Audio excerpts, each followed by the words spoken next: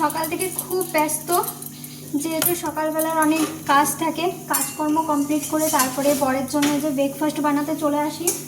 আর শাশুড়িমা ময়দাটা মেখে দিয়েছে, এই দেখো এটা হচ্ছে রুটির ময়দা, রুটি হবে। এখন পরোটা ভাজছি, পরোটা আজকে বরকে টিফিনে দেবো পরোটা। আর তরকারি করা হয়ে গেছে,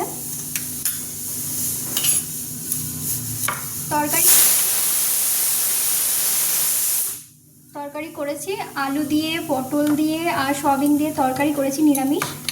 আর বাবা যেহেতু আলু খাবে না, সুগার, তার জন্য বাবার জন্য এই যে প্রেশার কুকারে এখন ছোলার ডাল বসিয়েছি, ছোলার ডালটা করব।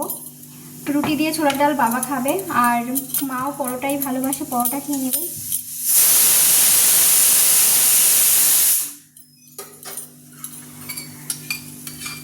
এখন সকাল বাজে 9:15।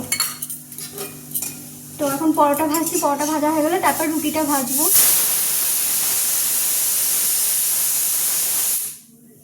তারপরে দুপুরে রান্না কমপ্লিট করতে হবে। আমি একটু থেমে থেমে বলছি, কারণ এই যে সিটি পড়ছে তার জন্য থেমে বলছি কথাটা।